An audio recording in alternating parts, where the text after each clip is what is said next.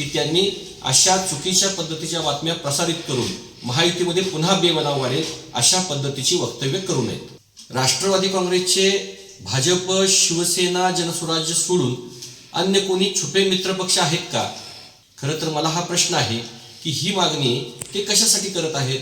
गोकुळच्या निवडणुकीच्या बाबतीत मी माझ्या मंजुनाथ सहकारी दूध व्यावसायिक संस्थेच्या वतीनं कोल्हापूरच्या सर्किट बेंचमध्ये एक याचिका दाखल केलेली आहे।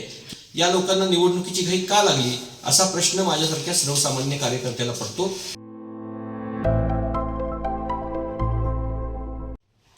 नमस्कार। कोल्हापूर जिल्हा सहकारी दूध उत्पादक संघाच्या अर्थात गोकुळच्या निवडणुकीच्या संदर्भात राष्ट्रवादी काँग्रेस आणि मित्रपक्षांनी संयुक्त पॅनेल करावं आणि त्याची परवानगी नामदार हसन मुश्रीफ साहेबांनी मुख्यमंत्र्यांकडून घ्यावी अशा पद्धतीची मागणी गोकुळचे संचालक आदरणीय युवराज बापू पाटील आणि केडीसीसी बँकेचे संचालक आदरणीय भैयाजी माने यांनी कालच केलेली आहे। त्याच्या वर्तमानपत्रामध्ये बातम्या प्रकाशित झालेल्या आहेत। खरं तर राष्ट्रवादी काँग्रेसचे भाजप, शिवसेना, जनसुराज्य सोडून अन्य कोणी छुपे मित्रपक्ष आहेत का हे पहिल्यांदा त्यांनी जाहीर करावं आणि मग संयुक्त पॅनेलची मागणी करावी। खरं तर गेल्या काही दिवसापासून या निवडणुकीच्या संदर्भात भारतीय जनता पार्टी आणि राष्ट्रवादीच्या अन्य पदाधिकाऱ्यांच्यामध्ये काही बेबनाव निर्माण झाल्याचं आपल्याला वृत्तपत्रातून ऐकायला मिळतं। हा बेबनाव कमी करण्याच्या दृष्टीनं महाराष्ट्राचे उच्च आणि तंत्र शिक्षण मंत्री नामदार चंद्रकांत दादा पाटील हे भारतीय जनता पार्टीच्या वरिष्ठ नेतृत्वाशी किंवा इथल्या स्थानिक नेतृत्वाशी चर्चा करून हे बेबनाव दूर करण्याचा प्रयत्न करत आहेत। परंतु काल गोकुळचे संचालक आदरणीय युवराज बापू आणि केडीसीचे संचालक आदरणीय भैया माने यांनी भारतीय जनता पार्टीच्या या नेतृत्वांच्या मागणीवर त्यानंतर त्यांनी असं वक्तव्य केलं की मुख्यमंत्र्यांकडे राष्ट्रवादी आणि त्यांचे मित्रपक्षाचं संयुक्त पॅनेल करण्याची मागणी करावी। खरं तर मला हा प्रश्न आहे की ही मागणी ते कशासाठी करत आहेत?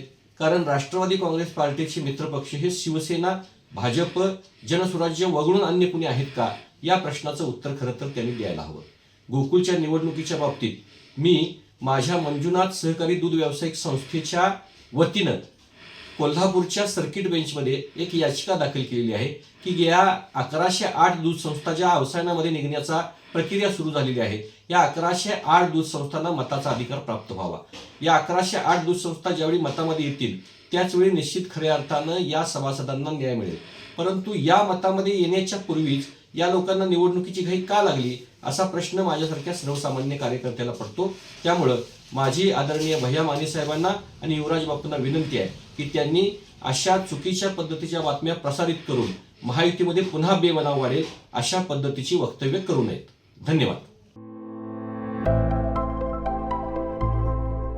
आविष्कार इन्फ्रा तुम्हाला देत आहे विविध लोकेशन्सवर एनए प्लॉट्स आणि प्राइम फ्लॅट्सचे प्रोजेक्ट्स। नंदिनी जाधव नगर, शांत निवांत कोल्हापुरात घर म्हणजेच नंदिनी जाधव नगर। मल्हार रामगिरी, तुमच्या स्वप्नातील बंगल्याची पहिली पायरी। मल्हार रामगिरी हातकणंगले। पॅनोरामा हिल्स आंबा, सह्याद्रीच्या कुशीत निसर्गाच्या सानिध्यात तुमचं स्वतःचं farm house. Padmavira city Jaysingpur, एक आधुनिक लाईफस्टाईल देणारा 1 and 2 BHK होम्सचा प्रोजेक्ट।